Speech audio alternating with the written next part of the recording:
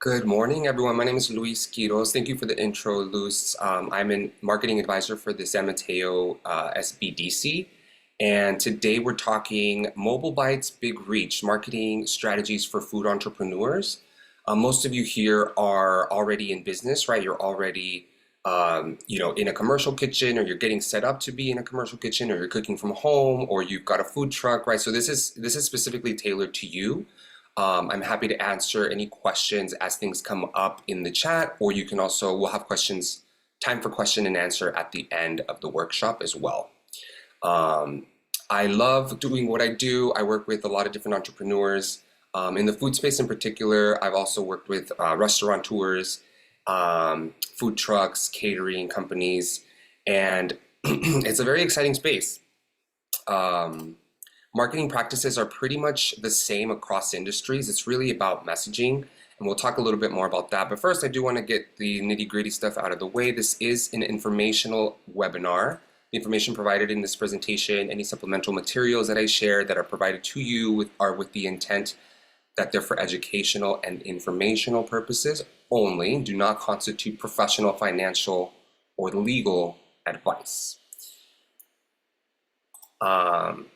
The other thing I wanted to say is if you are watching this on desktop or your laptop, that is ideal. So if you're not on a desktop device, switch over if you can, because there is a section later on where we'll do hands-on on your phones to do some hands-on with the some of the editing apps that I'm going to share, and with Instagram, just to kind of give you a quick walkthrough if you want to follow along. Not a requirement, but just giving you a heads up. For today, I'll start with a little intro about me in a little bit. We'll talk about content that converts. A lot of the questions I get with clients that I work with is what to post, right? What to share. Getting stuck on ideas, getting stuck on not knowing, getting kind of paralyzed on what to post, right, on social media. We'll talk best practices, and then I'll do a quick social media workshop through the phone, so we can walk through Instagram and any questions that you might have on the technicality of the platform, which is always a big request. And then we'll talk about email marketing and tracking what works, and then we'll end with a quick recap and questions and answers. So once again, my name is Luis Quiroz, and I'm the founder of Trending Socials. I'm a marketing agency owner here in San Francisco and the Bay Area, and I work with clients all over California. I started, once I graduated college, I started my business and quickly got into working with a lot of Spanish-speaking clients in San Francisco, working with the SBDC, and even working on some neighborhood marketing campaigns. It's been a very fun ride, but I've worked with tons of different industries, tons of different entrepreneurs, including food businesses. But enough about me. I'd love to talk about marketing, and the reason you're here, right, is because you understand the importance of marketing. So I'm not going to get you into the basics, right? You've got an understanding of what that marketing is important, right? We have that foundational understanding. I want to dive a little bit deeper and kind of get you thinking about what marketing means to your business and how you can become a better marketer. At the core, right, marketing is how we get attention and how we build trust. Marketing is not one thing. It's not just posting on social media. It's not just sending emails. It's not just advertising.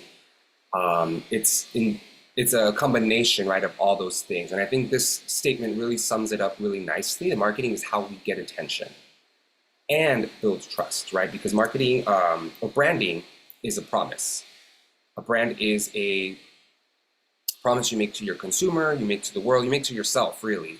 And when we think of big brands that are recognizable, right, those promises become abundantly clear. We think of Nike, just do it. We think of McDonald's, I'm loving it. We think of Apple, think different, right? These are all promises that are made and that are kept. And these while these logos are recognizable, so is what stands behind it, right? When you think of each of these brands and any other brands, right, that are instantly recognizable, when you think of a company that maybe you like, or just something that stands out, It's more than just a logo. It's more than just the colors. It's an experience. It's a feeling. It's a convenience. It's all of the things, right? All of the things combined. It's not by accident, right? These are designed to deliver value, to deliver on a promise. So I want you guys to start thinking about your promise, right? What are you bringing to the table? And just to kind of illustrate a little further, we've got a few, these are screen grabs from Instagram of brands that are iconic in the food space, right? We've got Al Pastor Papi, which is actually a very popular food truck here in the Bay Area. Um, their their promise is delicious food, right? Delicious tacos, but their branding is really what helps identify them, right? Bright pink food trucks, bright pink feed, right? You see the pink already on their Instagram feed, and if you go to their page, it's throughout their content that stands out, that the food truck is visible, that their branding is very much a key part of their marketing. That plus the food, right? The food has to be delicious. You have to have a following, right? Because they don't have a brick and mortar, or they didn't. Now they do. They have a vibrant space pop up in downtown San Francisco, so they have a brick and mortar location currently. But prior to that, right, is you had to kind of find them. So you had to kind of follow along and see where they were going to be posted at, and stay connected that way to know where you could get Al Pastor Papi. Then we have Crumble, right? Crumble is an iconic cookie company. They have these huge giant cookies, if you're not familiar, very photogenic. Again, that soft pink color palette throughout their branding. Their box is soft pink. Their website landing page, soft pink. The frosting on the cookies, on some of the cookies, bright soft pink, right? And so that became like an iconic part of their branding, their promise. Aside from that, from it being very photogenic, which is another brilliant marketing strategies, people just wanted to take pictures of this. This has been, again, by design to be like the ultimate monster cookie, you could say. They have amassed 10 million followers on TikTok alone and 6 million on Instagram. Um, yeah, and then we have Super Duper Burgers, and here's another screen grab from their page. And Super Duper burger chain in San Francisco, and I love what they have right on their bio, right? If you can read the small print here, fast food burgers, slow food values. That tells you everything you need to know. That yes, it's a fast food joint, but they cook with purpose. They cook with slow food values, so it doesn't feel like fast food. You're getting a delicious quick meal, but also with all the values that slow food has, right? Just kind of paints the picture of what they are. Bay Area born and bred. Try one of our 19 locations, right? Pickup and delivery available. And the logo is orange, and you can see in their story highlights they've used that orange throughout. And if you scroll through their feed, you'll also notice that those colors stand out. So I just kind of want you to kind of see a real illustration of how other food companies are using branding, are using messaging, are using their product to sell their promise, right? To showcase their promise and sell their services and products. And then iconic Coca-Cola, right? The iconic red, the white stripe, their font. These are all iconic things that we know about Coca-Cola, one of the most recognizable brands in the world. So you can really start seeing how branding really plays a big role in the marketing of your own business. So I want you guys to think a little bit about what is your promise, right? What are you serving? At the end of the day, we have food, right? Food or beverages. But beyond that, what is it that you are bringing to the table? How are you standing out from your competitor? What is the value that you're offering your customers? What is it that stands out, right? Why should they choose you? These are all things that sometimes get overlooked, and we get caught up in just the serving it for the day, right? the food that we're serving for the day or the drinks that we're serving for the day, but we're not giving it too much thought beyond that. For a longevity and for sustainability of your brand, you need to start thinking about what benefits you're bringing to the table. What's the value that you're bringing to your customers' lives beyond just food? Because just food is available anywhere, right? You can go to the corner store, you can go to the grocery store, you can go down the street, go to your competitor, but what makes you stand out?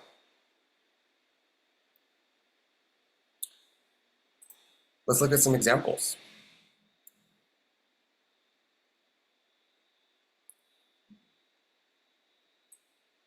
Sorry. So if you're a pre-packed lunch, that's your thing, right? You're pre-packaging lunches in single servings, takeout, ready to go, grab and go. Your value, your benefit that you are bringing to the table could be, I help busy professionals eat better with ready-made, locally sourced meals so that they can feel healthier and save time during the week. Keywords here: ready-made, locally sourced, feel healthier, save time. Those are the values you're bringing to the table. You're targeting busy professionals, that's made very clear right off the bat, and you're bringing all of this value, right? It's so much simpler to say, yeah, I sell prepackaged meals, but when you break it down with the value that you're actually bringing to your customers' lives, it becomes a lot more marketable, it becomes a lot clearer, and a lot more exciting, to be honest. So, yeah, so thinking of what are the values that you're bringing. Another example, coffee shop. I fuel early risers and remote workers with ethically sourced coffee in cozy spaces that feel like a second home, right? If your consumer is socially conscious, eco-conscious, these are keywords that are going to attract them. Ethically sourced coffee, cozy spaces, right? A home away from home. Fuel early risers, right? You're targeting people that are up early, they need that fuel, and you're providing it. Juice bar or wellness cafe. I help health conscious folks get their glow on with cold pressed juices and superfood smoothies that taste as good as they feel. Keyword: health conscious. Get your glow on. These are all keywords and value that you're bringing that also make you very marketable, right? This now lends itself to excellent marketing messaging for social media, for email marketing, for your website, for when you're talking to the press, right? So it gives you a lot more to work with other than just I sell juices. Pop-up food truck. I bring bold street style flavors to busy neighborhoods so foodies can grab something unforgettable on the go. Keywords: bring bold flavors, street style flavors, busy neighborhoods, foodies, right? Instead of saying I'm a taco truck, you've now injected so much more value, right? You're attracting foodies, you're in busy neighborhoods, you bring street style flavors. There's so much more there that meets the eye by expanding on what the value and what the benefits are. And just a few more to kind of help craft your own message. Catering and event food service. I make hosts look like rock stars, right? If you've ever thrown an event, you want it to be exceptional, right? And food is a big part of it, right? So taking the stress out of the organizer, out of the host, by bringing exceptional food and making them feel like rock stars because their event is going to be amazing, that is the value you're bringing to the table. And so marketing to those rock stars. And then that lends itself to so much marketing potential, right? With the photos, with the videos, with the content, with the website, and how you speak to your customer through email, through social media content. Making them look like rock stars with beautifully presented, crowd-pleasing menus that take the stress out of entertaining. Again, that's the value, the benefit you're bringing. You're taking the stress out. Way more descriptive and valuable than just saying I cater events. Specialty beverage brands, example, kombucha, aguas frescas, craft soda. I help people ditch boring drinks with bold, refreshing beverages made from real ingredients and cultural roots you can taste. If you're meal prep or subscription box, I make healthy eating effortless with weekly meal kits that fit your lifestyle, taste amazing, take the guesswork out of dinner time. Again, you're bringing that value of giving people time back, taking the guesswork, making them meals that fit their lifestyle.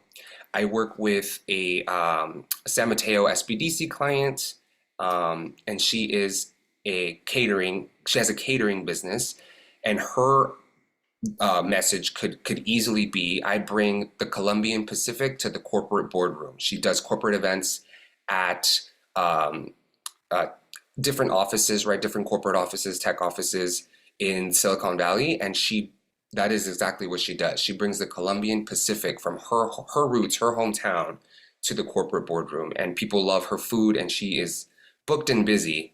But she's very clear on what her value is, what her benefits are, versus just being any old catering company, being very clear and distinct on what you are offering, what you're bringing to the table. So all those examples kind of to help give you an idea of or help you start thinking about what value you bring into the table, what are the benefits, thinking beyond just I sell food and drinks, great, but what else? Who are you targeting? Who are you speaking to? Who are you um, catering to? And what, based on their lifestyle, based on their needs, what benefits do you bring to that experience?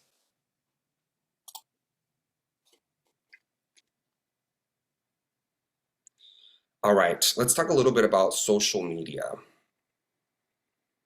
Um, Show of hands or in the chat, are you active on social media? I would like to know. If so, please share your handle. Or you don't have to share your handle. You can also just say yes.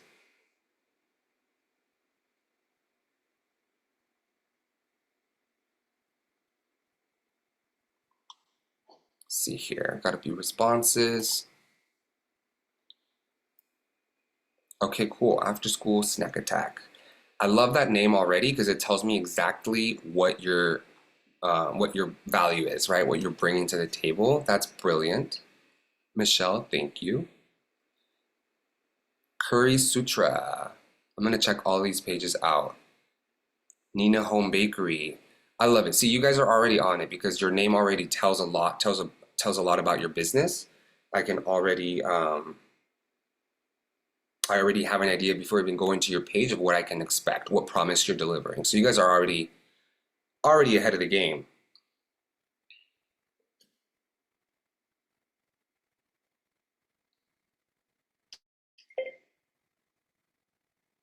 Cool. Recording in progress. All right. Excuse me.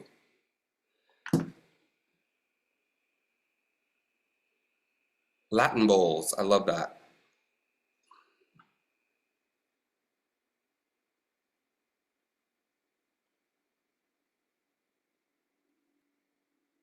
Okay. Let's see.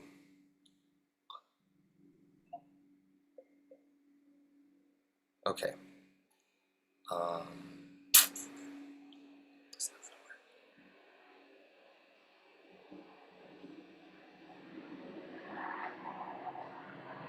Ava also is active on social media. So a lot of you guys are on social, which is great.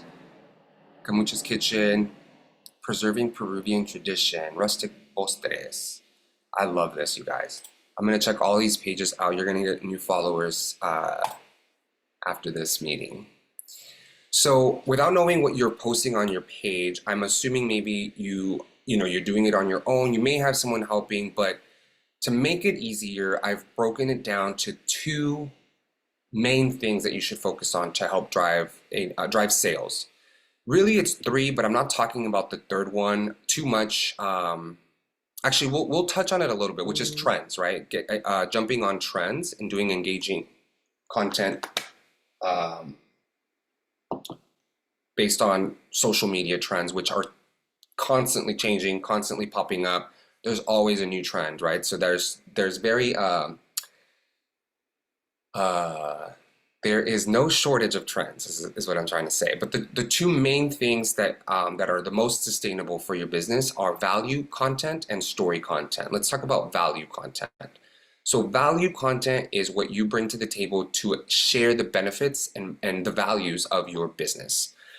You want to educate with this type of content, so educating them on what it is that you're bringing to the table, educating them on what products you're serving, educating them on your process even. Any type of learning, any type of new knowledge that you're sharing, whether it's textbook knowledge or just street smarts, whatever you're bringing to the table that's educational, that is value content. Value content also inspires, right? You're bringing value to someone's news feed. You're giving them a reason to hit that like button, or even better, hit that follow button if they just discovered you. And with value content, you're also helping them solve a problem. Are you a busy professional? Well, look, I got you. Are you an eco-conscious coffee drinker? Well, look, I got you, right? Giving them those, sharing those benefits about your business so that they can find out or so that they can understand that you are there to solve a problem for them. Other types of value content can include how-to tips, tutorials, dispelling myths versus facts, industry insights, anything that you're teaching them about the industry, the truth behind the soda industry and why your natural sodas are much better, the truth behind meal prep services and why yours is actually superior, things like that, or lessons learned, things that you've learned from being an entrepreneur, things that you've learned from working in the food industry. Checklists, templates, and recommendations, these are all types of content that are value content. You may have already been sharing value content without knowing, and that's good. But if not, this is definitely one of your main focuses, one of your top 2 focuses. The second focus is story content. These 2 types of content are the content that converts into sales and follows. When you get a follow, that's a prospect customer, right? So we want to keep them in the loop and we want to attract them with our content. That's how we're going to get those sales and those follows, those orders, those visits to our brick and mortar or our location. So story content is really about humanizing the brand, building trust. When you humanize the brand, there's a much higher chance that they'll do business with you. People do business with people. And so being able to, as a small business, that's your superpower because you're not a huge corporation, you're not a huge company. So that's actually in your favor, that social media works in your favor. Because when you see these bigger brands, Coca-Cola, etc., we don't see the owners, right, engaging with us. Or in their case, right, the stakeholders, the shareholders. When you're a small business, right, you are the face of the business. If you are shy in front of the camera, which is very, very common, there's other ways, right, without having to show face, without even having to speak on camera. But humanizing your brand, building trust is one of the key ways to build loyalty and build paying customers. Personal journeys and customer stories, and sharing customer stories, those are great ways to build trust. Behind the scenes, peeling the curtain back, showing a day in the life. What does it feel like? What does it look like to work here or to serve your customers? Showing before and after transformations. Showing before or after your client, your customer got their food. Before or after of how your business started, right? Sharing the business story. These are all excellent ways of humanizing your brand, building trust. An example, right? We started in a garage, and now we ship nationwide. We started as a small food cart, now we have 5 locations. That might not be your story now, but it may be in the future, right? And so being able to capture those moments now so that you're able to tell that story later is huge, which leads me to another really important tip, is to just capture everything. Even if it looks boring, if it feels like it's not exciting, capture everything, because later on you can use that content to tell the story, right? Everything that you do within your business is content. I'll repeat that. Everything you do in your business, for your business, is content, as mundane as it may seem. So one of the things that I did with a client is we had him do his opening procedures, opening the store, counting the register, sweeping the floor. In this case, actually, he was doing the closing procedures, right? So we just had him film, all those mundane things that you don't think are exciting. With that post, we created this video that with that footage, we created this video that you see here. And it was just, I don't think it was more than 10 seconds.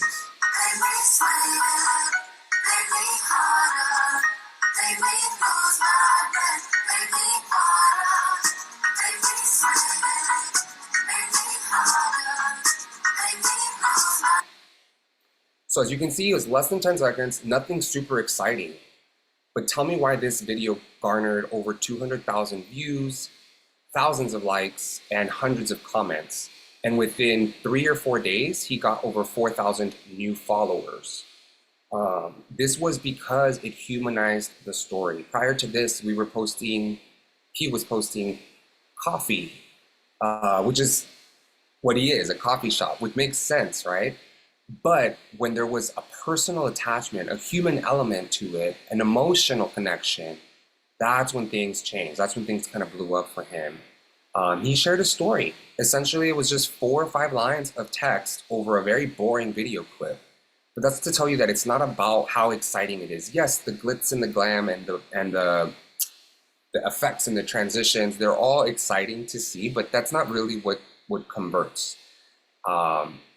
Really what it is the emotional component, the human element. So in this particular case, he shared about when he started his coffee shop. He dropped out of school. He had no business experience, no money, but he wanted to pursue this. And he's working on bringing coffee from his homeland of Honduras to the US as an as an importer. And he's much closer 5 years into this venture than ever. In the following posts, you'll see the journey of him actually going to Honduras, bringing the coffee, but he got people hooked on this story. There was a thread, a follow through that people wanted to commit to watching and supporting and, rooting for. And so that was really what led to his success on social media and with his business, because it's bringing a lot more business, it's bringing new customers, new faces. Like I said, within a few days, this one post garnered over 4,000 new followers, new people that had not seen his business. People were sharing this like crazy, and rooting for him. So just to recap, value-driven, sharing value, educating, inspiring, how-tos, tutorials, behind the scenes, and humanizing, storytelling. Those are the 2 types of content that you need to focus on to support driving sales and driving those loyal followers, those loyal customers to your business. And now I share this just to prove that he got those followers, right? You see that huge spike right when that posted, and the spike continued. It didn't just stop there. There was more throughout the rest of that month. Accounts engaged, over 10,000 accounts engaged. 71% of those accounts were non-followers at the time, right? So a lot of these people were just discovering him for the first time and excited to support and root for him. Over 8,000 likes, 180 comments, 400 saves, almost 900 shares on just this one post. So this should be motivation enough to go ahead and tell your story, right? It might not be the most compelling story, but you're sharing it. You're opening yourself up. You're humanizing your brand. You're humanizing your business. And like I said, people do business with people, not behind a logo, right? People want to see more of your story. In this particular video, he didn't even speak, right? He tends to be more on the shy end, and so at least he showed up on camera, right, closing the blinds. But that was a much smaller ask, I think, than just being interviewed. To date, he has now opened up, and he's definitely more open to sharing and speaking on camera. And with time, that will happen to you as well, if that is the case. But you absolutely don't have to. Definitely recommend it, because this is your superpower as a small business. You are your superpower. So I mentioned earlier, right, everything in your business, no matter how boring, is content. Capture anything you can. Opening procedures, closing procedures, cooking, preparing, food station, employees, walking in and out of frame, because you can always piece these clips together. And it's better to have them in your camera roll ready to go than to have to, find time to source it. So incorporate your content creation for social media throughout the day. Don't wait to block off time to create it. Do it in the moment while it's happening. That's the best advice. Yes, it may take a little longer to set up a scene, to set up the, the station or what have you, make sure it's clean. But those should be things that you should focus on anyway. But when there's a camera there, yes, of course, you want it to be as outstanding as possible. I totally get that. But start incorporating recording in the mix, right? Don't wait to set an hour on the weekend. That's most likely not going to happen because life happens and you're busy and you need some time off too. So focus on getting it done in the moment. I'm going to share a quick example of what I'm talking about, B-roll. So B-roll is what in the media industry considers secondary footage. A-roll is when the announcer is talking to camera. So this would be A-roll, me talking to the camera right now. My B-roll would probably be the camera behind me, showing me talking to the computer screen, or the camera in front of me, showing me typing on the keyboard. That would be the B-roll, right? So anything you do in the business that's not directly talking to camera is your B-roll. Here's a quick example, assuming that I am a barbecue seller. I'm selling barbecue ribs and I want to post on social media.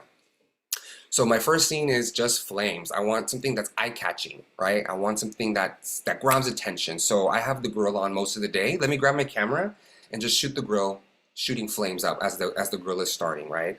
I might need assistance so that I can do this safely. So my line cook is prepping the grill, and I just have my camera ready, and I'm grabbing some shots of the flame getting heated up, starting things going, right? Shot number one. B-roll, perfect. I have that saved for the future. My second footage, now I'm actually grilling the ribs. So let's go ahead and get a shot of the grill with the ribs, get a nice close-up. Again, I'm kind of shy, so I don't want to show face too much, so I'm just getting a nice tight shot. That's my second shot. And for the third shot, let's do the spread, right? We've set up our ribs. I'm a barbecue rib caterer. We set up the station at the event, and this is looking really good. Let me get a nice shot of this for my content. So now in my camera roll for a rainy day, for later, I have my flame, the ribs on the grill, and the setup. 3 B-roll shots. Perfect. Now I'm home. I have a little more downtime. Now I want to edit this video, so I'm going to put it together with some text, some sound effects, and a call to action. So let's see what that looks like. Attention BBQ lover, introducing the BBQ ribs. Sweet, tangy, delicious. Order now for 4th of July delivery. Just tap the link in our bio. So the call to action here, order now for delivery, tap the link in bio. So I'm giving a clear direction on what action to take on my post. And if you saw the beginning, right, it's that burst of flame, which is eye-catching right away, right? That's gonna be the shot that I want to start with. And then it's a direct call out. Attention barbecue lovers. If you're a barbecue lover, you might stick around and watch this, right? See what's going on. If you're not, you will swipe past it, and that's fine, right? We want to attract the people that we intend to sell to, and so a direct call out like this is the right move because you're finding your audience. And then with that eye-catching visual of the flame, we are retaining attention. So that's a quick example based on just 3 simple B-roll clips that I captured in my camera roll, and I put them together for social media with the text laid over, the call out, the call to action, right? To submit your order, get it in time for 4th of July, click the link in my bio. I didn't have to show face, and I didn't have to use my own voice. That was AI generated voice over text. This was all edited on CapCut. I think we will have time. I wanted to jump on CapCut and just to show you a quick tutorial on how to do something like this for yourself. So if you do have your phone handy, go ahead and grab it and download CapCut. And on the Google Play or Apple Store, the App Store, and we'll jump on that in just a moment.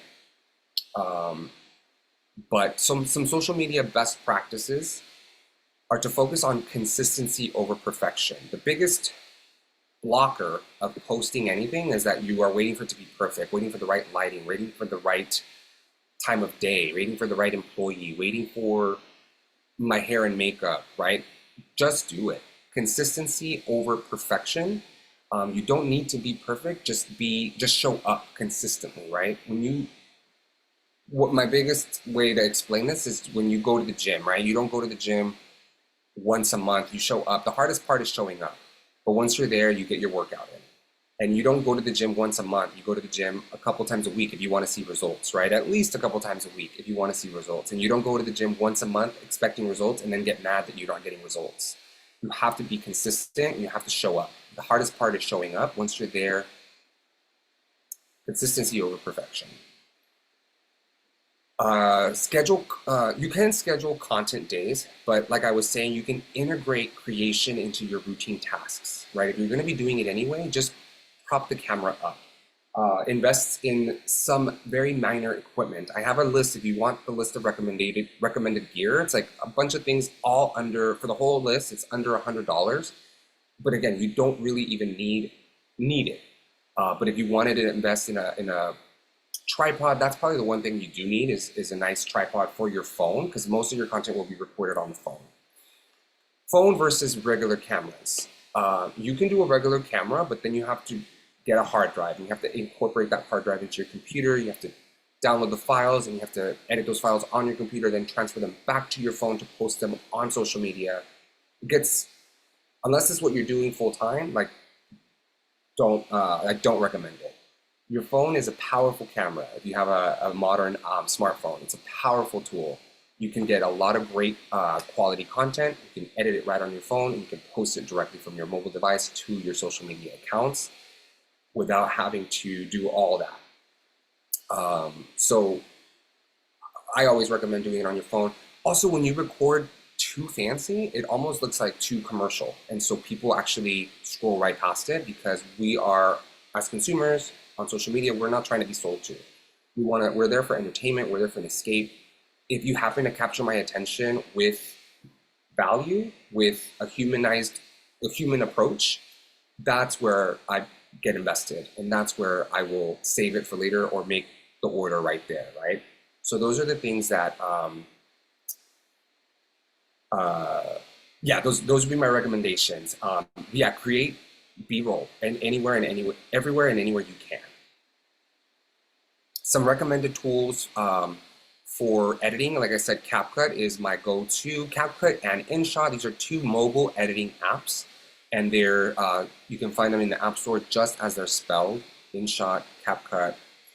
ChatGPT and AI for caption writing, for content writing, for email writing, which we're going to get into.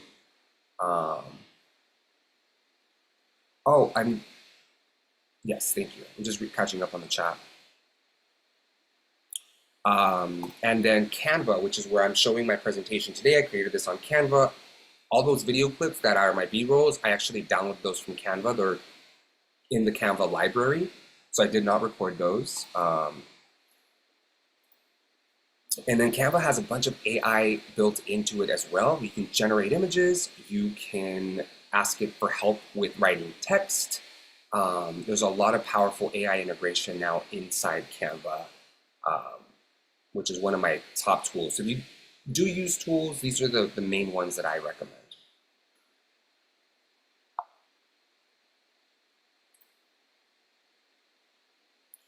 If we have time, I'm gonna cover this at the end because I don't want to run out. But if we don't have time, I would love for you to have a copy of this.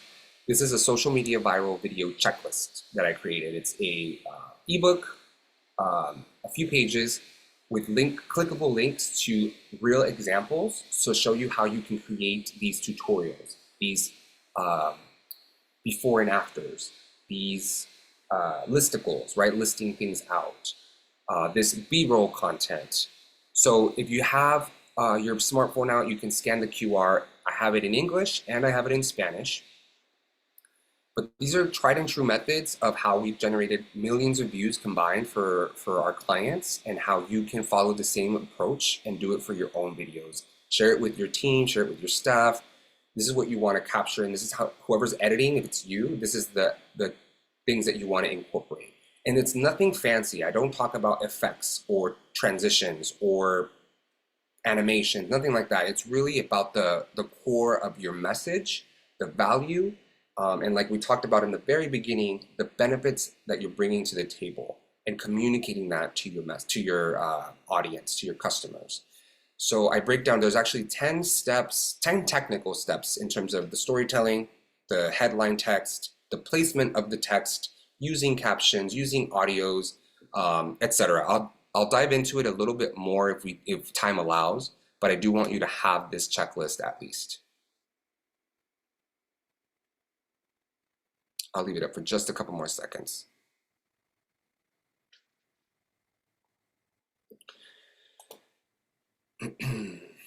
Okay, before jumping into the social media examples and with CapCut walkthroughs, I want to talk about something really important, and that's email marketing. So, as we know, as you know, you spend all this wonderful time, all this time posting a wonderful post that you're so proud about and so excited to share, and it gets not the amount of views or engagement that you were hoping. Number one, it could be because you're not following the viral video checklist approach. So making those changes will definitely help with your content. But across the board, we are seeing a decline in engagement on all pages, no matter how big or how successful.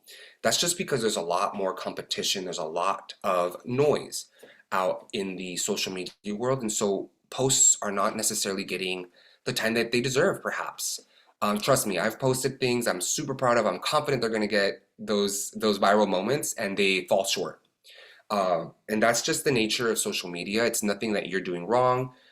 It could be the time of day you're posting. It could be little things, but you're going to drive yourself crazy thinking about all the little things that are probably not going to make a difference.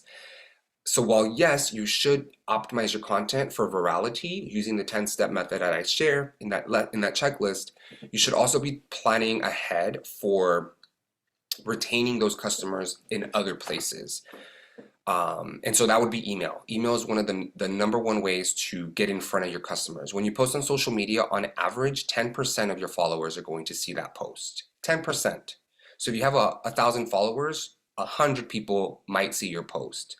And of those, only a lot less are going to actually engage with it or take action on it, right? If it's a call to action post.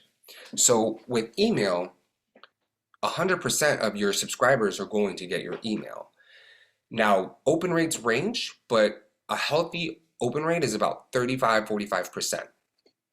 That's a lot more than the 10% that we're seeing on social media, right?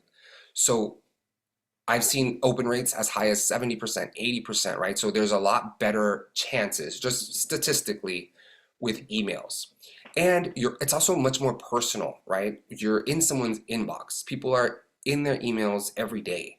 If you're bringing that same energy to someone's inbox with value, education, with humanizing your business, you are in really good shape versus just posting on social media. So what I like to do is I like to repurpose social media content ideas to email. So we're working smarter, not harder. We're not doing a whole nother strategy just for email. We're going to tweak it, of course, but we're bringing that same storytelling element. So the cafe shop owner that I shared, that viral video, we took that same story and we curated it for an email.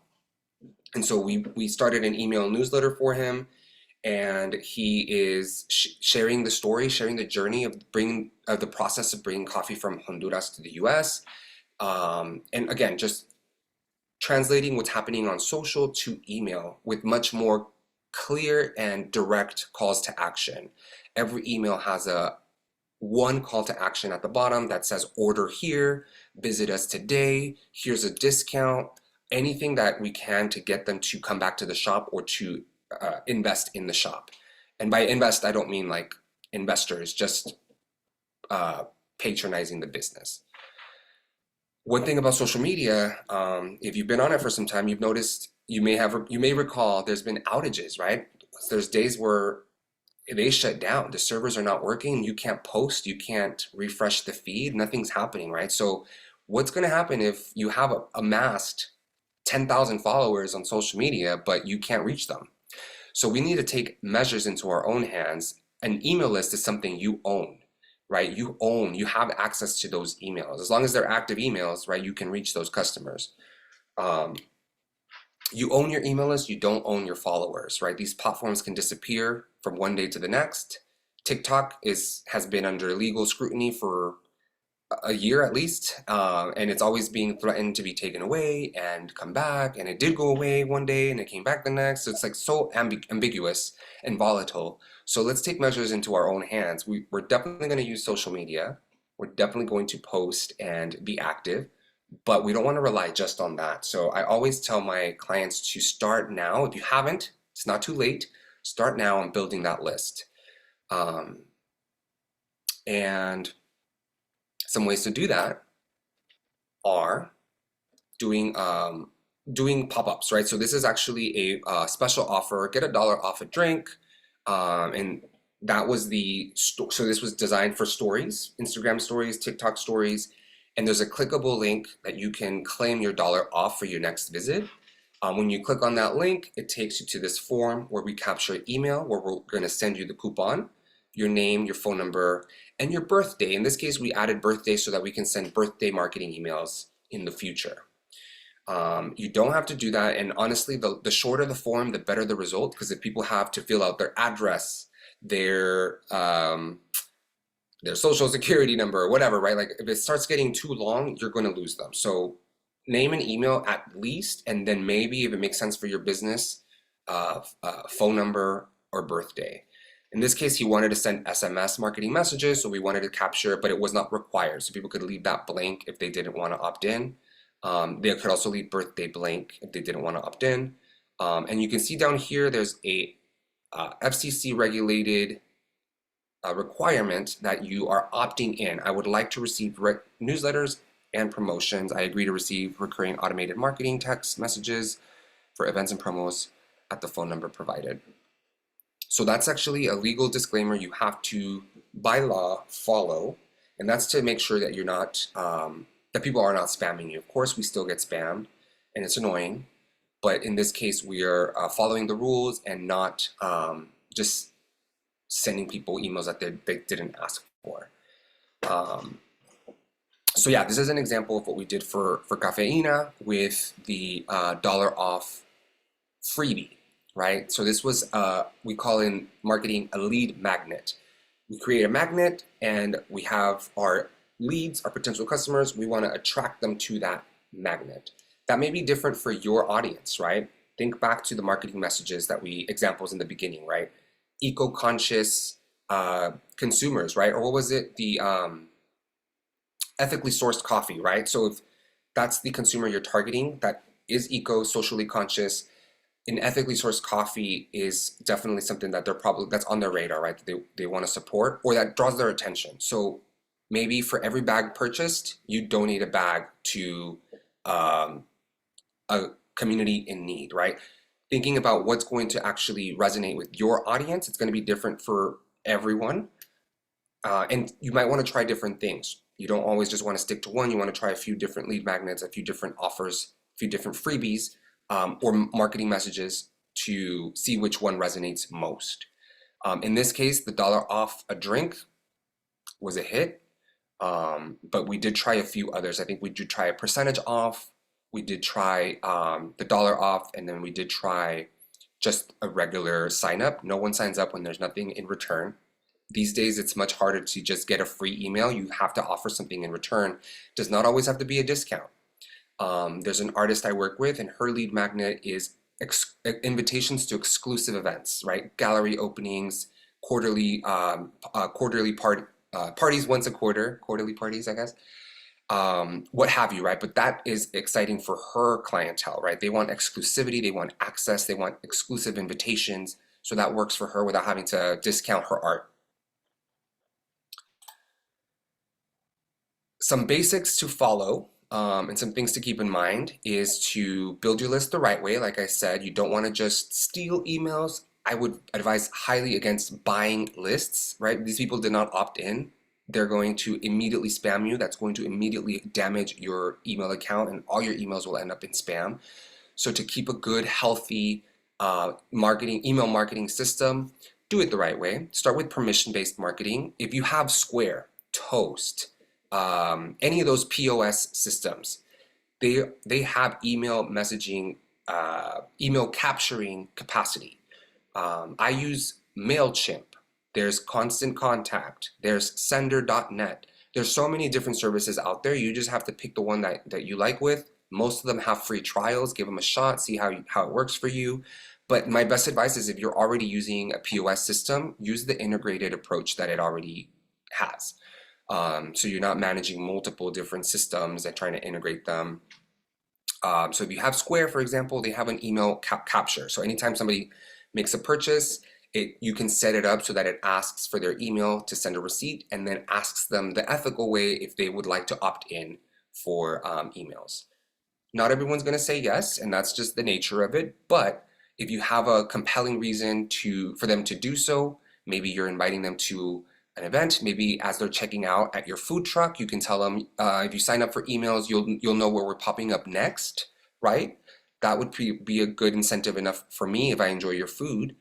So thinking of clever ways to incorporate that into your checkout system so that people can opt in the right way.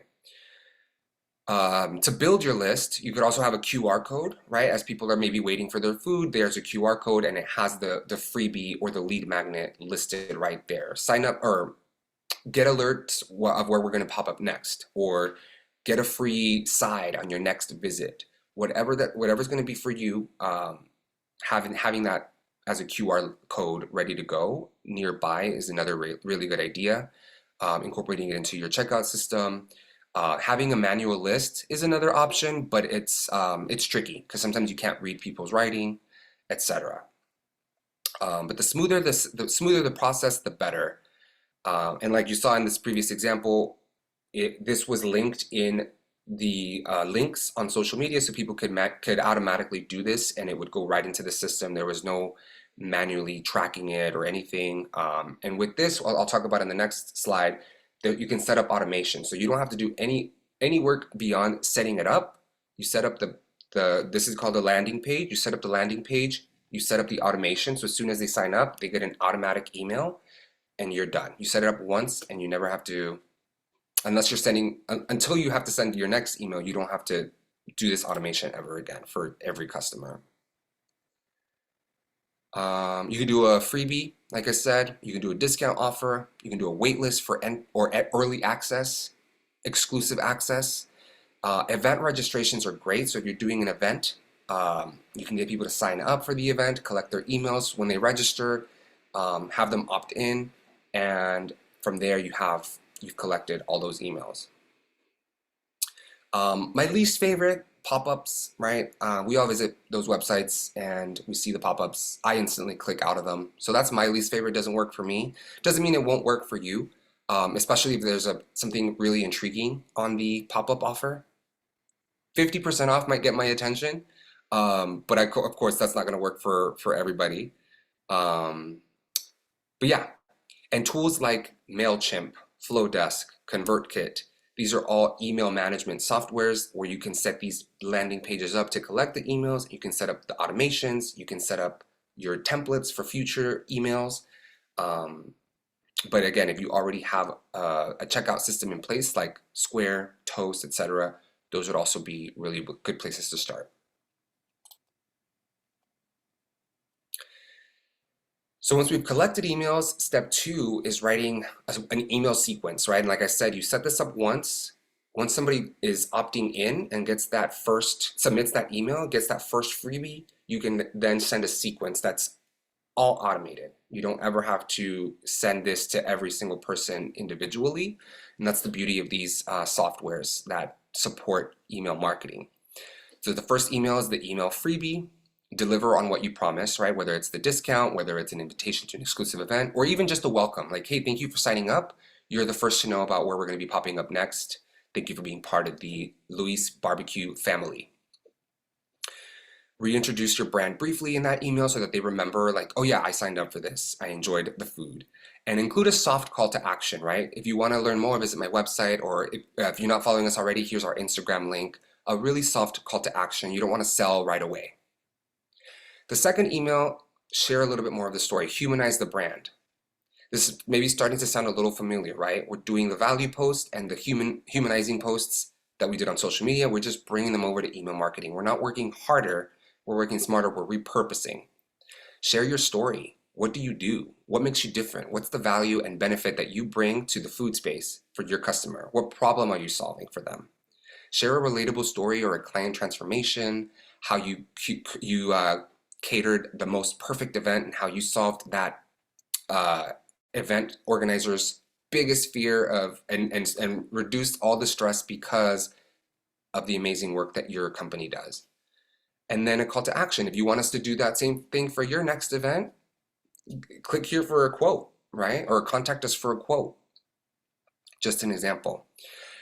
Email 3 can be a more harder offer and call to action request. So highlight one particular offer or service that you do well, that you offer.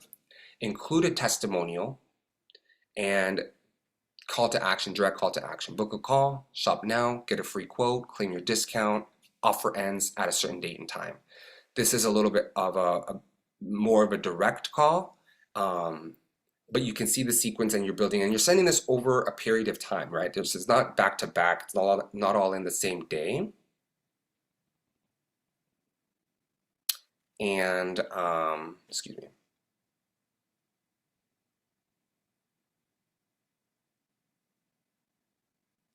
And the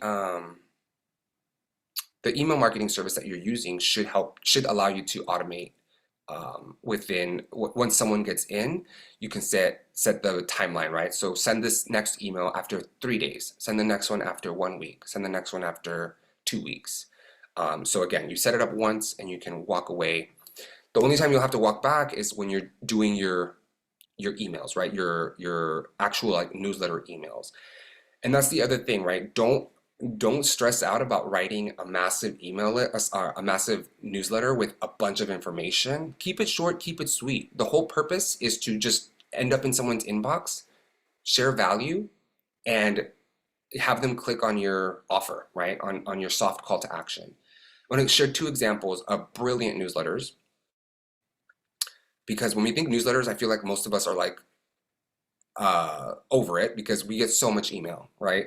Think of it as like a handwritten note. You get all these bills in the mail, in junk mail, in the snail mail, but you get that one handwritten note. How nice is it to open a handwritten note from a friend, from a family member, postcard, compared to the spam and the bills and the credit card offers that we're getting on the daily, right? It stands out and it feels good. It feels nice. Same thing with email. Don't be the spam. You don't want to be spam. Don't be the spam. Don't send spam. I was working with a client and she's a massage therapist, massage owner, and she was sending one email every 2 months because she felt embarrassed to like be asking for people to book services, right? She was like, oh, I feel cringe doing it. I feel like I'm begging. She didn't feel good about it. We transformed her to once every 2 month newsletter to a once a week newsletter by offering value. And what is the value that we offer? Because she's a massage therapist, a spa space. She was sending 1 minute of Zen to your inbox, right? And so as you're opening it, you get a quick meditation exercise, you get a quick stretching exercise, because she knows her customers are working from home or working at their office on their computer. And so she offered 1 minute of Zen. And so within that minute, she gave you a quick exercise on a couple stretches you can do right on your desk. 1 minute. If you need more, here's my link to book. I'll see you soon. Done, right? This is value that she's dropping into people's inbox, reminding them that she's there to book, and she's not feeling icky about sending these emails as consistently. Within the first, she got already 4 bookings in the first email. When she was doing them every 2 months, she wasn't getting much traction, and it was at a lot slower pace because they were so far spread apart. So this is definitely a strategy you can incorporate into your business, right? What Where are you popping up next? What are you having for lunch today? People have to eat every day. So how can you incorporate value into their inboxes by letting them know where you're going to be, what new flavors are coming out, building anticipation, sharing your story, um, just reminding them that they can buy gift cards, etc. There's so much value that you can bring to people's inboxes. And again, you don't have to reimagine the wheel and reinvent the wheel with new content. Just redo what you're doing on social media, which is going to be value driven and humanization of your brand. Just to get back to Michelle's question, how spread out do you recommend the sequence? With the first email sequence, once they sign up, I'd like it to be within 2 weeks that these 3 emails are going. So the first one right away, the second one 3 days, and then the third one within at least between 5 days of the second one. So say today's Monday, the first one gets there on Monday, the second one gets there on Wednesday, and the third one gets there the following Monday. This way it's consistently at the top of their inbox, and they're reminded that they signed up. From there, it's up to you what the cadence would be. Once a week, once every 2 weeks. I recommend at least one email a month. So whatever you liked the most on social media for that month, replicate it on email for that month. But hopefully you're posting every week on social media, at least once a week. There is no perfect timeline. There is strategies, right? If you're trying to grow, you have to post every day, if that's your goal. If you're just trying to maintain what you have, a couple times a week, once a week, twice a week. Again, you go to the gym to see results. You don't go just once a month, once every other month, right? You go consistently as much as you can, and that's going to be different for everyone. It's going to look a little different for every individual based on all the factors. All right. Any questions on email?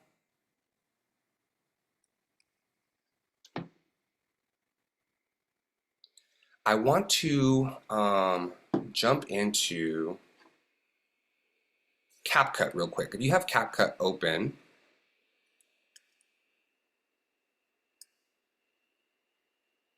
I'm going to go ahead and try to actually set up on my phone screen. So give me 1 second. Meanwhile, if you could open the CapCut app on your screen, I may get a little echo here, just bear with me here.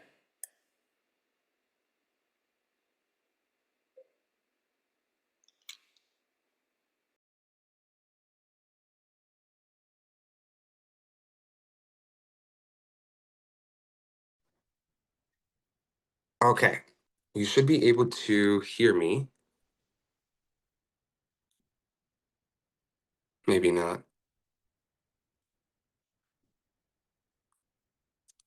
Yes, okay, good, thank you. This is always a little tricky doing two screens, trying to do mobile screen, but let's see here. Bear with me. Again, if you're following along, you'll see my screen and you can follow along on your mobile device so you can kind of get in the practice of doing what I'm doing. If not, you can also learn by watching. All right, here.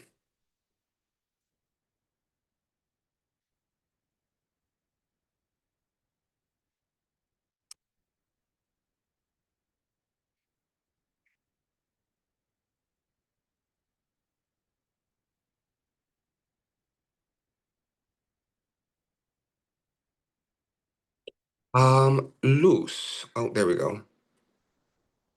Would you be able to make the second Luis Quiroz host so I can share my screen?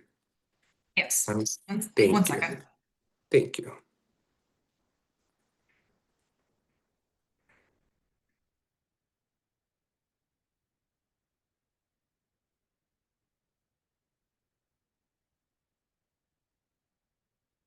All right, folks. I'm gonna share the CapCut tutorial. So you saw the 3 clips that I did here. We call these B-roll clips. The fire flame, the barbecue grill, and the setup. I always like to do things in threes: beginning, middle, end. So when you're working on telling your story, think about that. What is the beginning? What is the middle? What is the end? What is the goal? Right?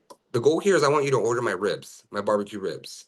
And I have urgency because I want you to get your order by 4th of July. So my call to action is order them before 4th of July so that you get them on time. And you put it all together. You can edit it on Instagram. My bone to pick with Instagram is that I've edited videos there and I've saved them as drafts. When I go back to edit the drafts, it's all messed up, or there's a glitch and I can't post it, or the audio is unsynced. There's a lot of glitches on the Instagram app itself. So I like to take my videos and edit them on a third party. And then from that third party, I then download it. Third party meaning a different app. So CapCut or InShot, like I mentioned. In this case, perfect. In this case, CapCut.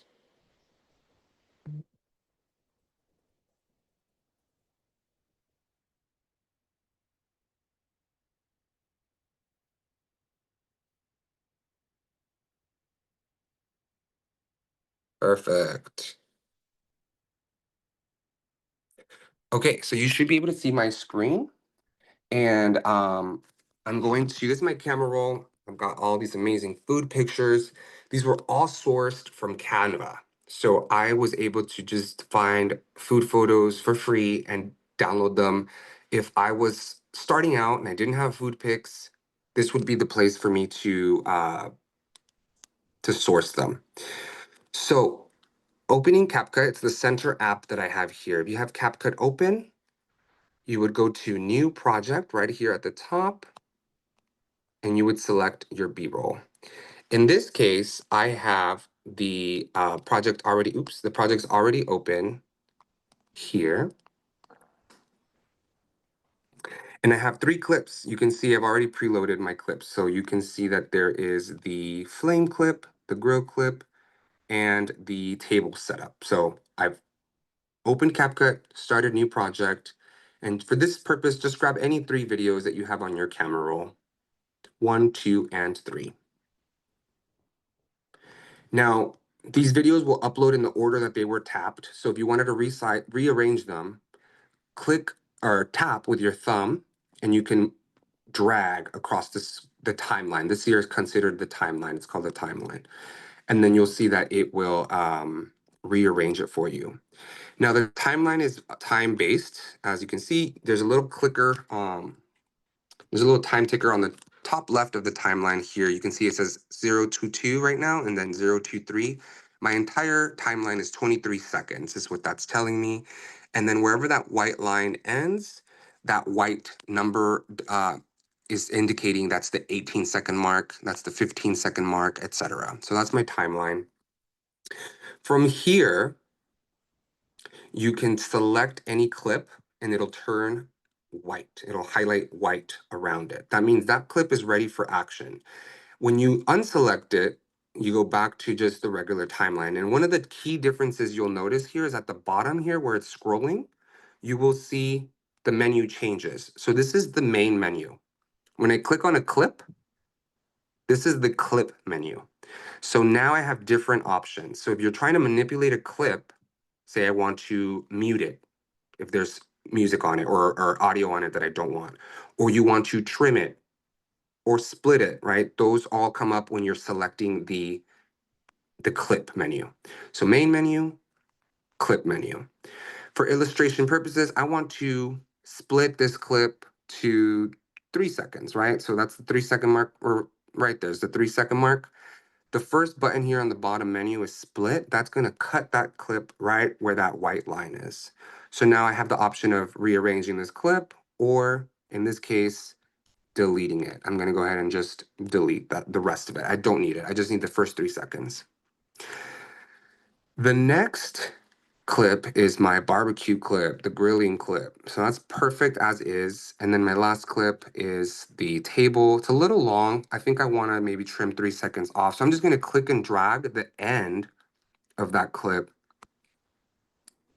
And as I click it, as I tap it and drag it, you'll notice that it moves down, and once I let go, you see my clip time change, total 17 seconds now from what it was before. Right above here is the play button. So right below the moving screen is the play and pause button. So you can see what's going on the timeline. And to the right of it, there's two linked squares. It says on, and there's a left arrow and a right arrow.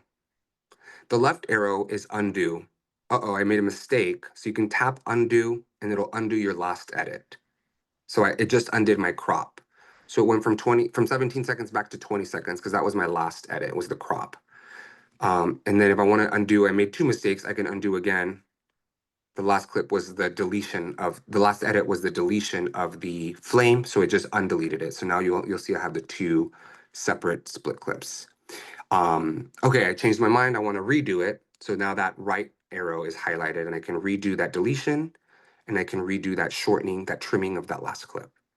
So that's very handy if you make a little mistakes. Sometimes it's easy to move, we have big fingers, little screens, so sometimes it's a little too easy to make mistakes. So you can quickly undo, redo with that shortcut.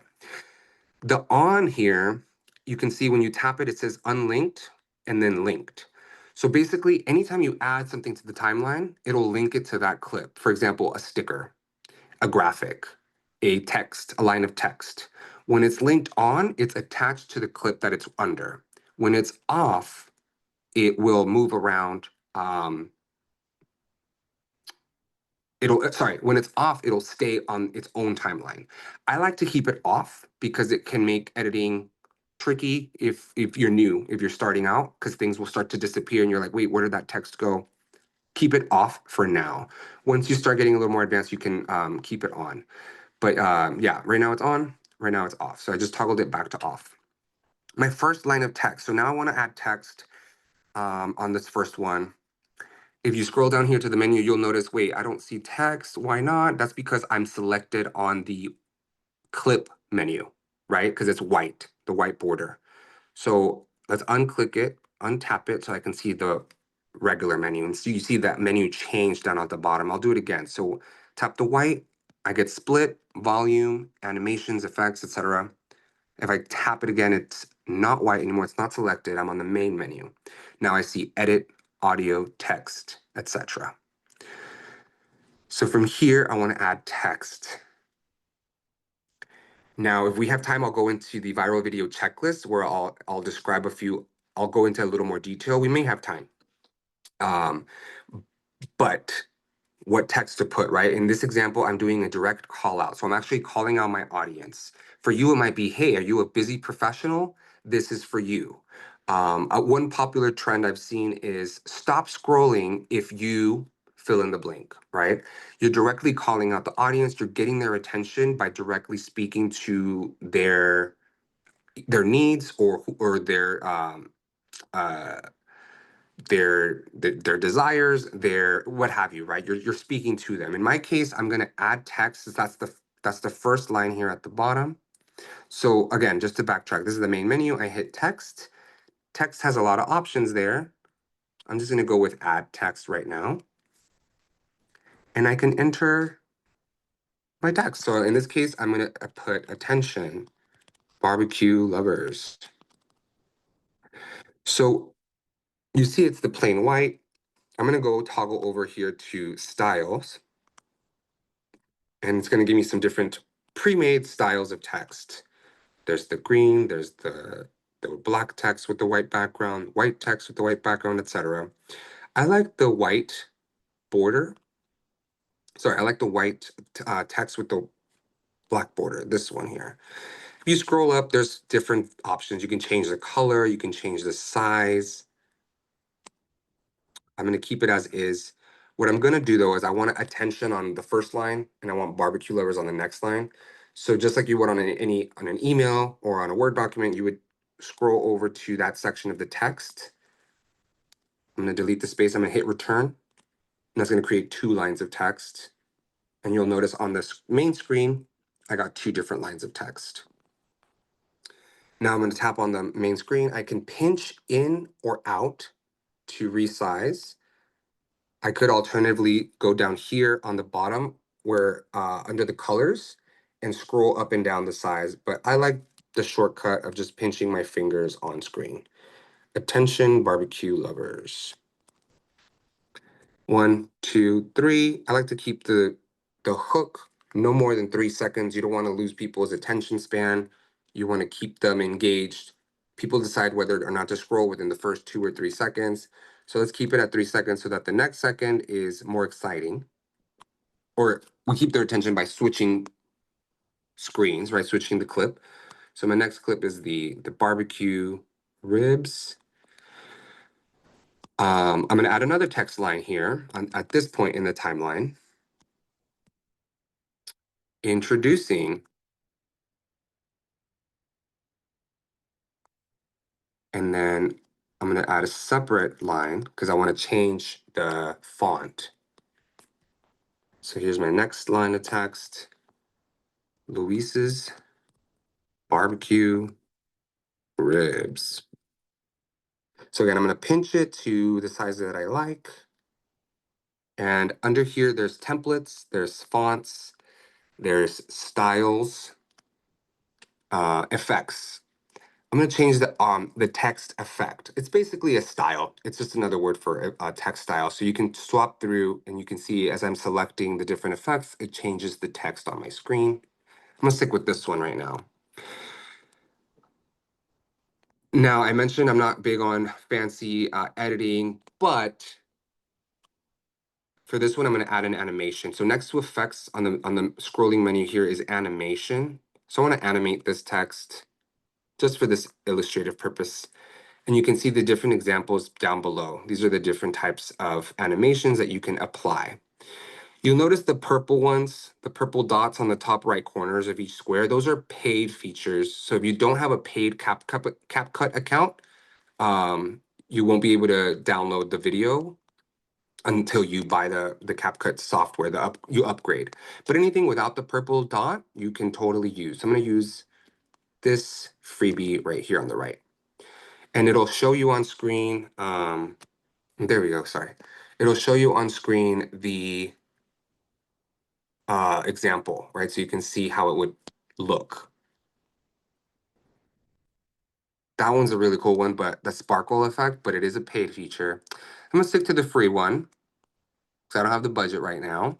So that one's called throw out. So I'm gonna keep throw out, and then that white check mark at the top right here is the confirm button. So I just confirmed that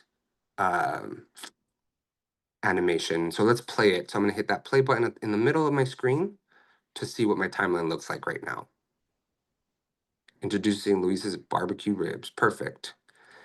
I'm gonna pause it right there because I noticed that it kind of went a little too long. So I'm gonna tap that clip and I'm gonna trim it just by dragging it, tapping on that white end bar and dragging it to the white vertical bar in the middle of the screen. That's where I want that clip to end. But then gonna take me to the next and final clip, which is my table setup where I want to add my call to action. So that's my last line of text. And I want this to be back to that normal style. So I'm going to tap that and then enter my text. Order now for 4th of July. And again, it's too long. So I'm going to, right before 4th, I'm going to create a new line. Order now for 4th of July. Perfect. Oh, and then I'm going to actually add another line here that says how to order. Tap the link in our bio.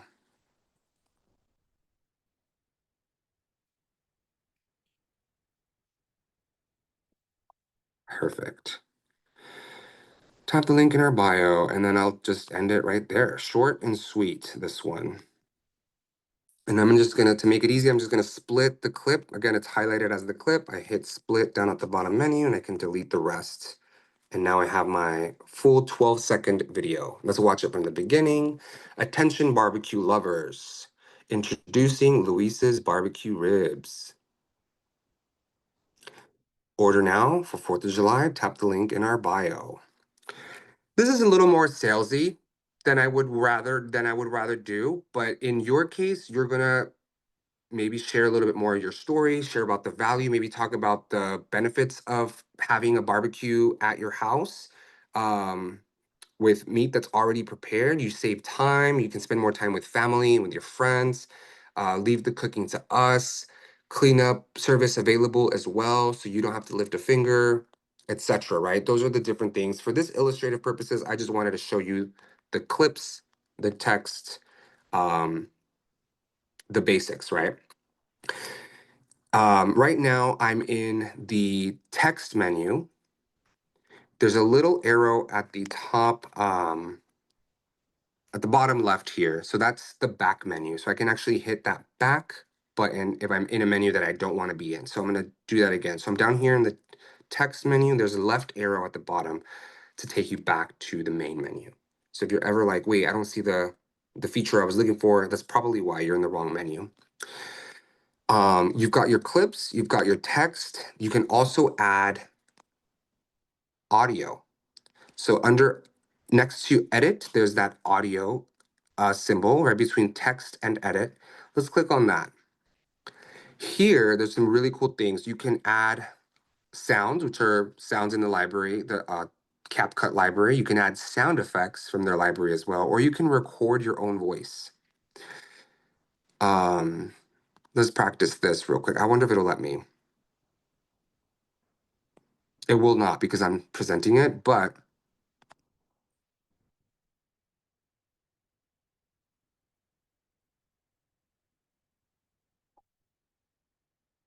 yeah, it won't let us because I'm using the microphone here, but you could record a voiceover, right? So if you wanted to record your own voice, there you go. Attention barbecue lovers, introducing our new barbecue ribs, etc., etc. Sound effects is one of my favorites because it adds a lot to a video, especially on social media where sometimes we don't capture all the audio. There's no flame sounds here, for example, but I can search flame and it has a bunch of different sound effects in their library that I could use.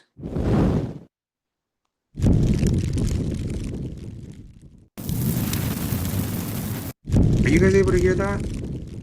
Yeah. So I'm gonna use the second one. So I just hit that plus button here at the right, and that's gonna add it to the timeline. And so here I can see that the flame goes past the flame video, but that's okay. I'm gonna hit hit the audio button and get the options to fade it out. So you can see here, fade is the first option here on the bottom menu, and you can fade it out so that it kind of has a smooth transition into the grill. And here I might add a sizzling sound effect, right? So that I can have that extra layer of excitement to the video. And for just to finish the illustration here, let's look for sizzle.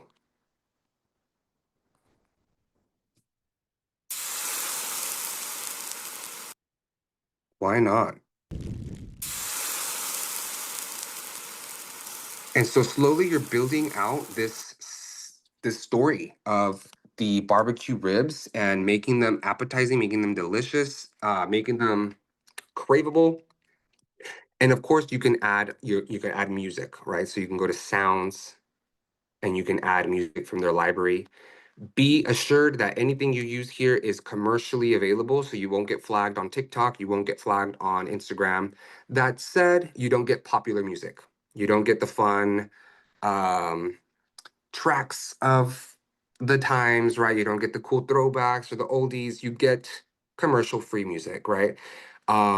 Unless you have explicit permission from that artist, which costs a lot of money, usually you're not allowed to use it. Sometimes they have licensing agreements with the apps where you are able to use a few seconds of a popular song, and you'll notice them under either trending or some other playlists, but usually that is not the case. So unless you are using it directly through TikTok or Instagram as a personal account, you won't have access to those cool sounds. The best thing to do is to find a trending audio. So in the trending library, that would be my best bet to find something that works for you. You could also search for any type of music. Say you want like fun, family fun for this one. So I'm searching writing family fun, writing their songs, and they're gonna give me some lists that have that in the title or that have that in the keywords.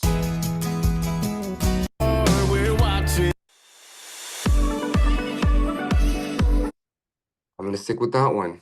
And one thing is you'll also want to be conscious of the volume, right? So you'll lower the volume, especially if you're gonna have audio over it.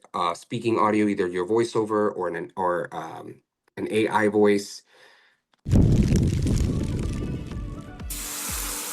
And that's how you start building your video.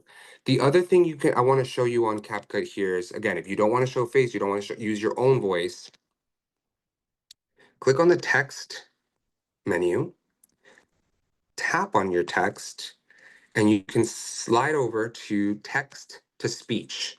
So this is going to generate an AI voice based on the text that's already on your timeline. So I'm going to search on the left here. There's a little search bar. Search for a sports announcer or announcer voice. Attention, BBQ lovers! So that sounds pretty good. So I'm gonna go ahead and select that. Oop. So oop. So sometimes it doesn't select. So back to my announcer. Attention, BBQ lovers! Cool. So I'm going to apply it to all. There's a little checkbox here that says apply to all. Or just if you don't select it, it'll just apply to the one that I'm on. But I want to apply to all the text on my video. And now it's going to generate speech. Now, this is a paid feature, I'm almost certain. So it won't let me download it unless I have the subscription, paying for the subscription. Attention, BBQ lovers! You know what? It is actually included. You can try it for free. The voices with the purple diamond on the top right corner, those are paid voices. The voices without you can use for free. Let's take a look at the video now with the announcer voice. There will be some glitches because there's some text that is doubled up. So let's just see what happens. We may have to make some additional edits, but let's just give it a run. Attention, BBQ lovers! Introducing BBQ ribs! Order now for tap the link in our bio! And it's going to continue dragging because my song is so long. So it's going to keep going. The timeline's going to keep running unless I trim it at the end of the video clip. So let's just run to that part of the menu, split, delete. Now it'll end Our bio! when it needs to. And clearly there's some laid over voiceovers so that you can go into the audio menu and swipe them around so that they're not overlapping. So this one is the order now, and this is the link in bio. So those were overlapping, but not anymore because I can tap them and drag them around the timeline as such, right? So that is in a nutshell how you can edit on CapCut. The next step would be to hit that export button at the top right menu and download your video right to your phone. You get options here to share it right onto TikTok. It'll open up TikTok. I'm gonna go ahead and open Instagram. And I'm going to now I'm going to transition into Instagram. So now that you have your video edited, you're very happy with the result, fantastic video, let's go ahead and hit that plus button. So with the plus button, that gives you the option to share. Assuming that you're opening it for the first time, I'm just going to quickly walk you through. Here we have post, here we have story, here we have reel, here we have live. So live, you go live. I always recommend, if you can, most of your content should be reel. Reels are basically the TikTok equivalent of Instagram, and this is what's being pushed out the most to people that don't follow you yet. So this is where you're going to get the most potential for new followers than just posting a regular photo. Photos are not dead, but they're not being pushed out as much as reels are for growth. If you're an established account, you have a really good following, 5,000 plus, then your video posts will perform. Otherwise, if you're just starting, you have under 500 followers, Reels are the best way to grow your account. So I would do Reels as much as you can, right? You can't always do videos, but as much as you can. You select on the video. The last one I downloaded was the one I just did. So I'm going to select that, hit next. Attention, BBQ. You'll see that Instagram also has something very similar. I can actually trim my clip just like I could on CapCut if I wanted to trim it. But I already did all my editing, so I don't need to do anything here. I'm very happy with the result. But you can edit on the Instagram app as well. You can add text. Let me hit next. You can add text here in case you forgot to add something. You can add music here as well from their own trending library. You can do effects if you wanted to add a little summer effect or a little ultra HD.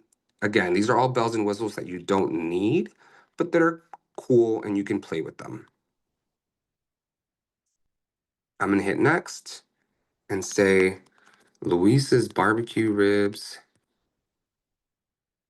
tasty, or sweet, tangy, delicious. Tap the link in bio to order yours today. Perfect. Hashtag barbecue, hashtag summer. This is how you would post on Reels, right? And then you can actually, if you wanted to highlight the end result in the cover, this is the cover that's going to show on your feed, on your news feed. You can edit the cover either by uploading your own image from Camera Roll, just like I can hit there. I can maybe put the barbecue ribs themselves, like after they've been cooked. I don't have barbecue ribs themselves, so I'm not going to use that. But I am going to show, instead of doing the first image of my video, I'm going to slide this down here and select the ribs just from the grill right there. So that's the one I want. I'm going to hit done. You can also preview it. If you hit profile grid up at the top next to cover, there's profile grid. It'll show you what it looks like. You can actually slide it up and down to your liking. I'm gonna put it all the way up so that I can see a little bit of the grill. Done.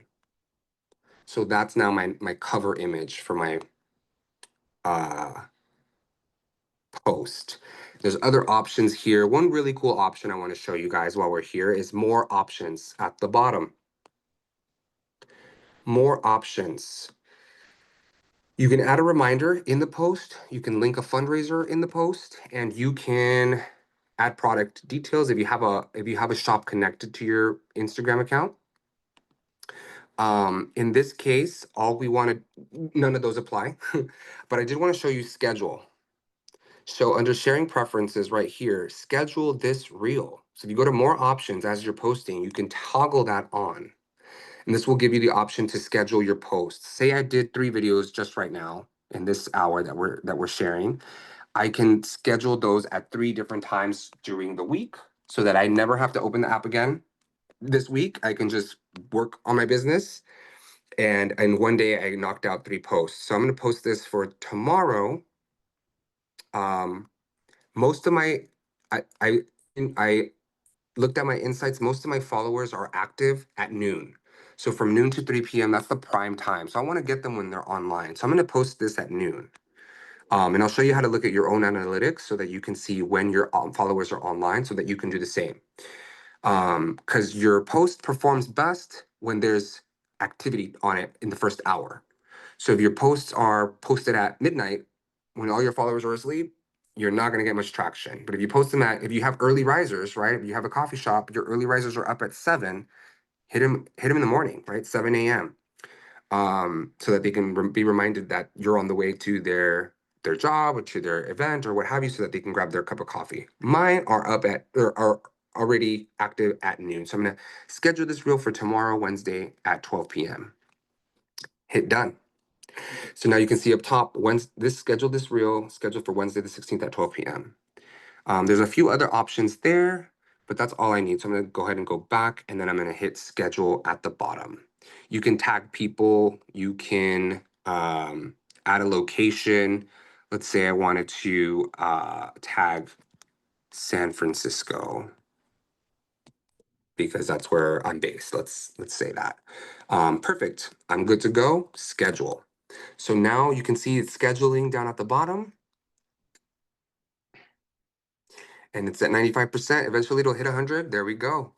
So I can view from right there. You can also go to your home menu, hit your profile icon on the bottom right, and that takes you to your home menu. Go ahead and hit the top 3 lines on the top right. It's the menu expansion. And from here, you can go to your scheduled content right under for professionals. Assuming you have a business page or a creator page, these are the requirements for you to be able to do these types of additional things and get these additional settings. Assuming you have a business page or creator page set up, you'll see for professionals, insights, Meta verified. If you want to pay Meta for a subscription, not worth it in my view. And scheduled content. You can tap scheduled content to see what's been scheduled. What I have going on this week. Okay, cool. I have this going tomorrow. I don't have to worry about posting until Friday, or I can schedule Friday right now and get a full view of what's coming up ahead, right? So I just wanted to show you that that's how you access it. It's under for professionals in your menu. From your menu, you also saw under For Professionals the insights. You can also quickly access them from your home page. Once you hit your profile icon on the bottom right, you can see Professional Dashboard right here. Tap on that. That's going to give you insights to your content, your views, your interactions, your new followers, and the content that you've shared. Let's go to new followers. I want to see what's going on with my followers. So 41, baby account, this account's growing. Without having 100 followers, you won't see anything else, right? So you have to have at least 100 followers to get insights as to what time is your audience online, where are they from, male or female, demographic information, ages, etc. Right now, I don't see that, so I can't share that with you. But if you have at least 100 followers, you'll see much more data, which includes the time of day your followers are on, which is the ideal time for you to schedule posts or to post or to be active. The last thing I want to share on Instagram here is sharing stories, right? So stories is the best way. I try to keep at least 3 stories up within a 24-hour period. This gives you omnipresence. If you're not posting on the feed, you're at least grabbing your audience on stories. Stories are highlighted up at the top of everyone's newsfeed, and it's a great way for you to pop up in front of someone's newsfeed. And even if you're not posting, pop up in their stories feed if you're not popping up in their normal news feed. So it's a great way for you to stay active. So say I'm posting about my morning breakfast, tap the photo, tap the video from your camera roll, and it'll post up right on stories. The way I access that once again is I just went to you can tap on your icon on the top left here, or you can swipe right and it'll open up the camera. From here, you can tap on whatever photo in your camera roll you want to share. And when you swipe up, you get all these really cool options. My favorite feature here is the engagement stickers. If you're not doing anything, do stories with engagement stickers because this builds rapport with your audience if they're engaging back. So say I do the slider. What do you think? Very simple, low effort.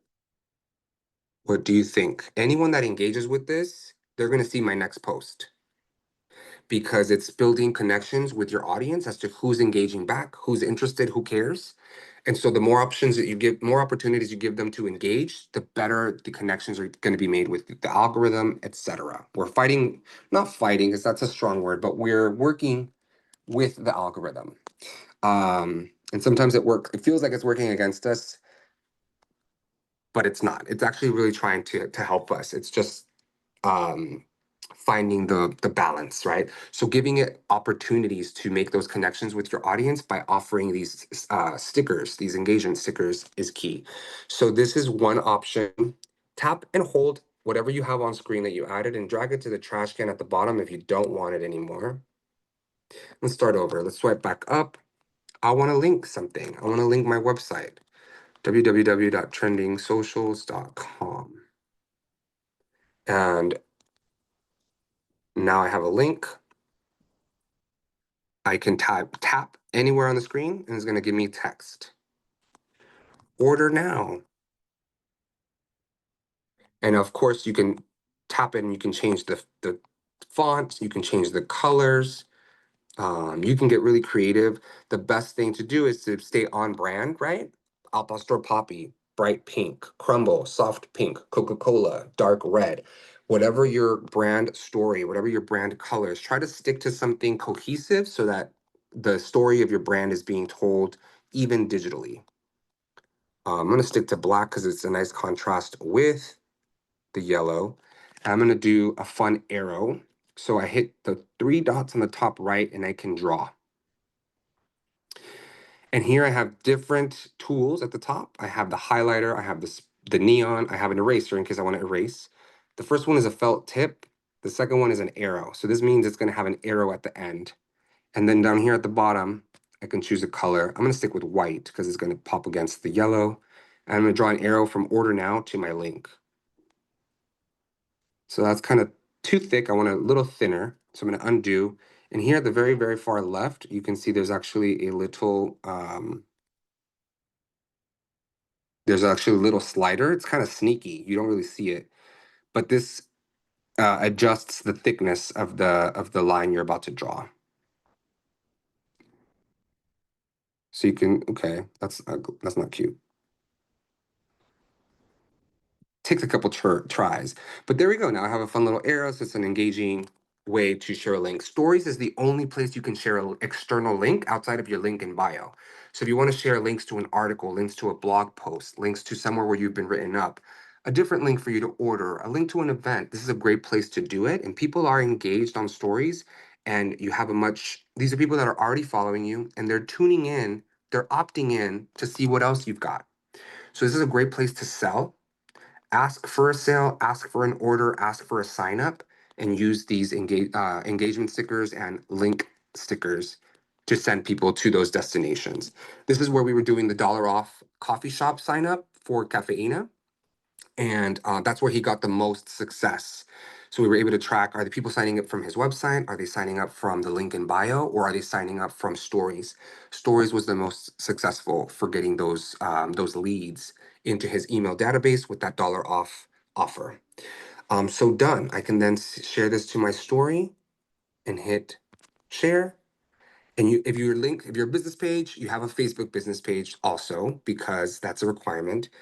And you can share to both. So this is what's nice too, is that you can automatically set it up to share to both without having to go to both places. We're not going to talk about Stories Archive because we're out of time, about to be out of time, but I want to show you what that is. So I'm going to show you Crumble's Story Archive. So let's go to Stories. This is the Story Archive. Anytime you post something to Stories, you have the option of creating a highlight around it. So all of these were once stories and they've been curated into these highlights. A great idea for a highlight is your menu, locations where you're going to be at, about me, sharing your story, how to order if you have a unique process, testimonials, question and answers, right? If you do a Q&A engagement sequence on stories, you can always add them to a highlight so that they are shown forever. Basically, you can keep them up there. So it's just a great way to basically pin your archived stories in a nice way for people to understand more.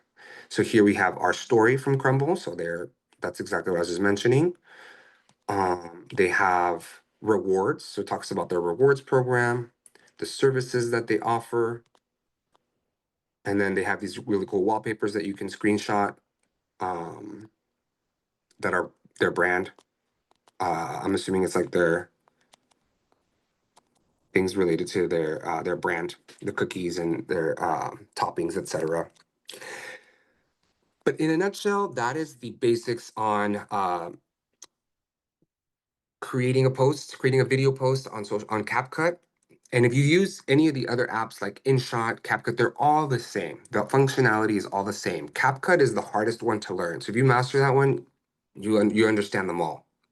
And it wasn't too bad with the walkthrough that we just did. I do want to open it up for any questions that we might have.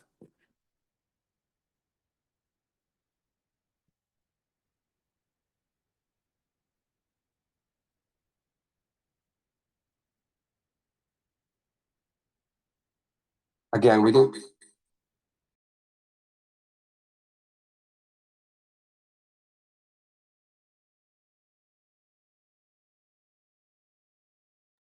Luis, I think you're on mute. Sorry about that.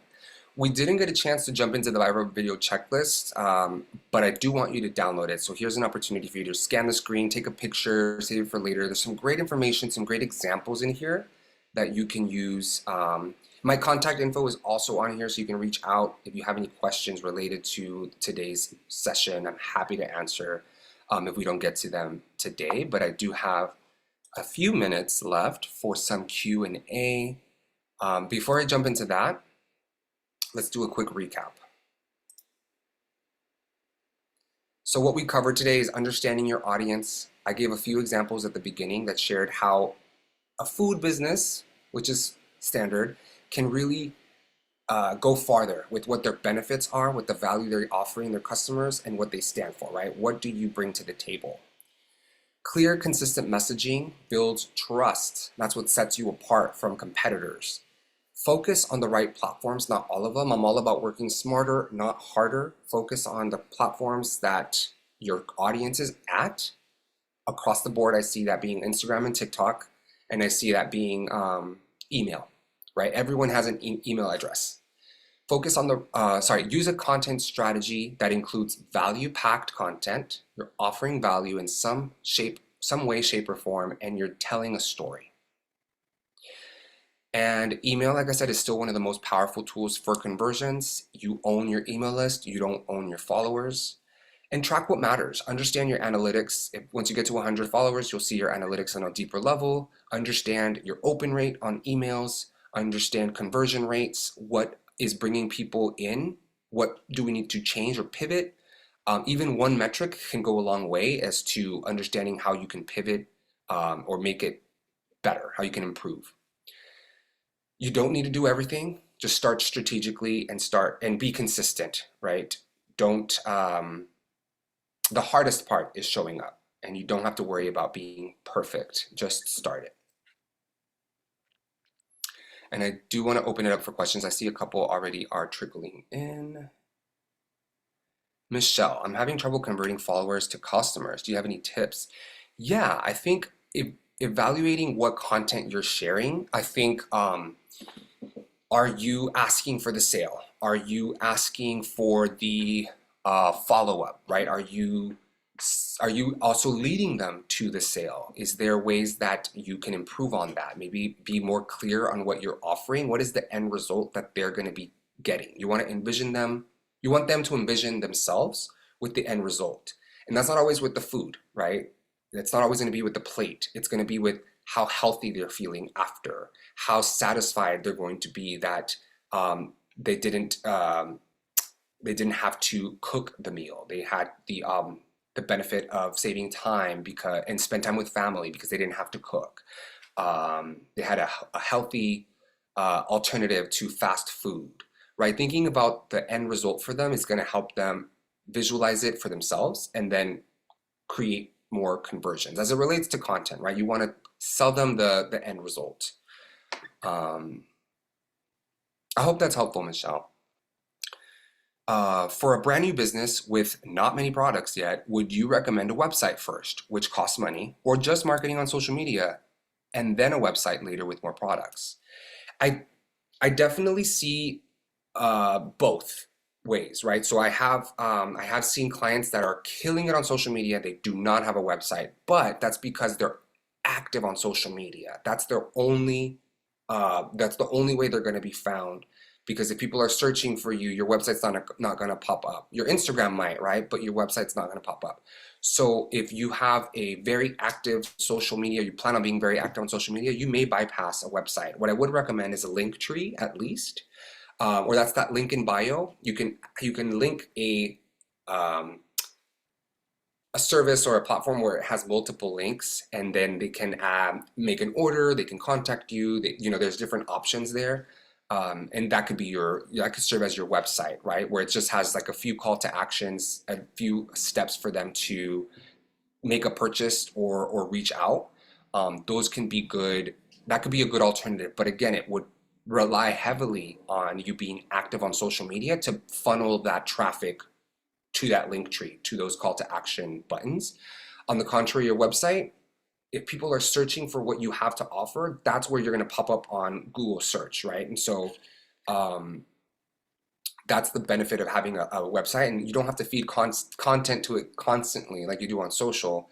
It's just content that already lives on your site, banking on there being keywords and key terms that are getting picked up by the search engines that are going to show it to people that are looking for that. Does that make sense? You could also do a free website and just have a funky URL, right? So luis'sbarbecueribs.wixforfree.com. It's not as professional, but it is a real destination. Just an alternative.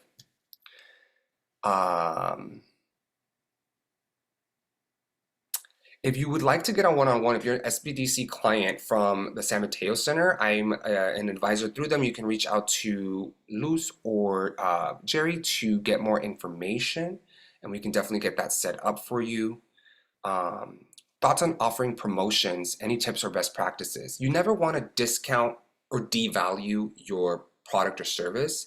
Although on the other end, for consumers, we love a discount, but we run the risk of them only signing up for the one discount or them only visiting for that one discount. So it's a slippery slope. My best alternative is to offer something that has a low profit, or that is not going to cut into your margins too much, and have it added on as a bonus. So they buy the full platter or the full meal, but they get a bonus, like a second side for free, or a kids eat free, or something where it's not going to cut into your margins or devalue your product or service. But offers are great, especially if it's like an anniversary sale. That could really bring in some loyal customers, or bring in awareness and attention and bring in volume. So you're benefiting from that. So it's a slippery slope. I always opt for more of a added on value. In the case of the coffee shop, $1 is not going to break his margins too much, his profits. So it ended up being resonant with his customer base, and it also ended up working because he did work with the volume, right? He got a lot of dollar off redemptions, but it didn't cut into his margins too much. But I'd rather do that than 50% off or $5 off or what have you.